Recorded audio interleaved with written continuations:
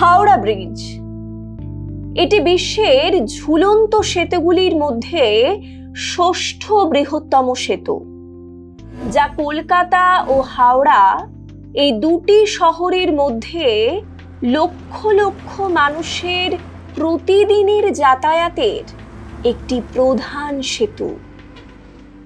এই ঝুলন্ত সেতু নির্মাণের কথা প্রথম ভেবেছিল ব্রিটিশ প্রশাসন।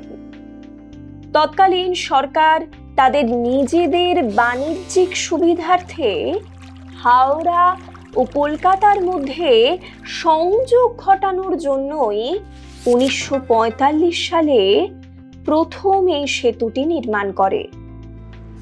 এই সেতুটি শুধুমাত্র নিত্যদিনের লক্ষ লক্ষ যানবাহন বহন করতেই সক্ষম নয়, এটি বঙ্গোপসাগরীয় প্রবল ঝড়ঝঞ্ঝাগুলিকেও সহ্য করতে সক্ষম।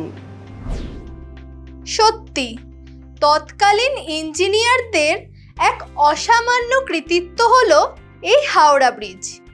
আর এই ধরনের কৃতিত্বের জন্য যে শিক্ষার প্রয়োজন হয় তা হলো বৃত্তিমুখী ও কারিগরি শিক্ষা। ভারতীয় শিক্ষা কমিশন বা কোঠারি কমিশন শিক্ষার একটি অন্যতম দিক হিসেবে এই বৃত্তিমুখী ও কারিগরি শিক্ষাকে প্রাধান্য দিয়েছে। চলো আজ আমরা জেনে নিই কোঠারি কমিশন এই বৃত্তিমুখী ও কারিগরি শিক্ষা সম্পর্কে ঠিক কি কি সুপারিশ করেছে।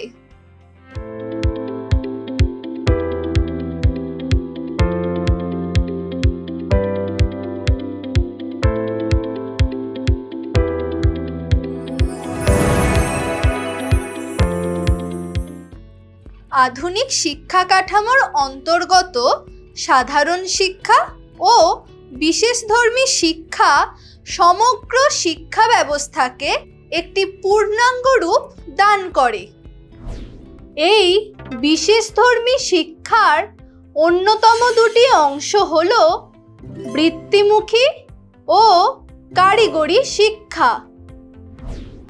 চলো আমরা প্রথমেই জেনে নিই এই বৃত্তিমুখী ও কারিগরি শিক্ষা কাকে বলে। শিক্ষার্থীরা হাতে কলমে কাজের মাধ্যমে কোনো বিশেষ বৃত্তি সম্পর্কে যখন কোনো বিশেষ জ্ঞান ও দক্ষতা লাভ করে তখন তাকে বলে বৃত্তিমুখী শিক্ষা। অন্যদিকে শিক্ষার্থীকে শিল্প, বাণিজ্য, কৃষি ও কলকারখানার যন্ত্রপাতি ব্যবহারের জন্য যে শিক্ষায় বৈজ্ঞানিক প্রশিক্ষণ দেওয়া হয় সেই শিক্ষাকে বলা হয় কারিগরি শিক্ষা। এই দুই ধরনের শিক্ষা সৃজনশীল ও মানসিক ক্ষমতার বিকাশ সাধন করে। তোমরা নিশ্চয়ই ভাবছো যে আমাদের জীবনে এই বৃত্তিমূলক ও কারিগরি শিক্ষার প্রয়োজনীয়তা কি আছে? অবশ্যই আছে। বৃত্তিমুখী ও কারিগরি শিক্ষা শিক্ষার্থীদের একটি উৎপাদনমূলক কাজের সঙ্গে যুক্ত করে সমাজ ও দেশের উৎপাদনশীলতা বৃদ্ধিতে সহায়তা করে। আবার বৃত্তিমুখী ও কারিগরি শিক্ষা যেহেতু একটি উৎপাদন ভিত্তিক শিক্ষা, তাই এটি জাতীয় আয় বৃদ্ধি ও দেশের উন্নয়নে এবং শিক্ষার্থীদের স্বনির্ভর করে তুলতে সহায়তা করে। এই শিক্ষার অপর একটি উদ্দেশ্য হল বিশেষজ্ঞ সৃষ্টি করা। অর্থাৎ এই শিক্ষার অর্জিত জ্ঞান ও দক্ষতা শিক্ষার্থীকে তার ভবিষ্যৎ জীবনে একটি নির্দিষ্ট বিষয়ে দক্ষতা অর্জন করতে সাহায্য করে। এছাড়া এই শিক্ষার অপর আরেকটি উদ্দেশ্য হল শিক্ষার্থীদের বিশেষ ক্ষমতা, আগ্রহ এবং চাহিদা বা প্রবণতাকে কাজে লাগানো ও কায়িক শ্রমের প্রতি শিক্ষার্থীদের মর্যাদা বোধ গড়ে তোলা। কোঠারি কমিশন এই বৃত্তিমুখী ও কারিগরি শিক্ষা সম্পর্কে বেশ কিছু সুপারিশ করেছিল।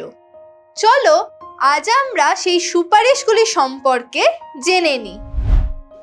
কমিশনের মতে 15 থেকে 18 বছরের শিক্ষার্থীদের কারিগরি শিক্ষা গ্রহণে উৎসাহ দিতে হবে এবং দক্ষ কর্মী ও টেকনিশিয়ানদের মর্যাদা বৃদ্ধি করতে হবে। এক্ষেত্রে দক্ষ কর্মী তৈরির জন্য আইটিআই কলেজগুলোয় শিক্ষার সুযোগ বাড়াতে হবে। কমিশন সরকারি দপ্তর থেকে নিরবচ্ছিন্নভাবে অভিভাবক ও শিক্ষার্থীদের বৃত্তি শিক্ষা এবং কারিগরি শিক্ষার বিষয়ে উৎসাহ দেওয়ার কথা বলেছে। এছাড়াও ডিপ্লোমা ও ডিগ্রি স্তরে বহুমুখী শিক্ষা দিতে হবে। আবার আইটিআইতে ভর্তির বয়স কমিয়ে 14 বছর করা হবে এবং পলিটেকনিক কলেজগুলিতে প্রথম 2 বছর শিক্ষার পাঠ্যক্রমে গণিত ও বিজ্ঞান বিষয়ের উপর জোর দেওয়া হবে। এছাড়া এই কলেজগুলিতে কলকারখানার সঙ্গে যুক্ত এমন দক্ষ শিক্ষকদের নিযুক্ত করতে হবে। কমিশন আরও বলে যে 1986 সালের মধ্যে নিম্ন মাধ্যমিক স্তরে মোট শিক্ষার্থীর 20% এবং মাধ্যমিক পাশ করার পর মোট শিক্ষার্থীর 50% আংশিক বা পূর্ণ সময়ের জন্য বৃত্তি বা কারিগরি শিক্ষা গ্রহণ করবে। কমিশনের মতে ইঞ্জিনিয়ারিং শিক্ষার প্রতিষ্ঠানগুলিতে শিক্ষার মানকে উন্নত করতে হবে এবং ওয়ার্কশপের আয়োজন উৎপাদন ভিত্তিক হবে। আবার বৃত্তিমুখী শিক্ষার জন্য আঞ্চলিক ভাষায় পাঠ্য বই তৈরি করার কথা বলে কমিশন। এর পাশাপাশি বিশেষজ্ঞদের সঙ্গে পরামর্শ করে শিক্ষার পাঠ্যক্রম পরিবর্তন করার কথাও বলেছে কমিশন।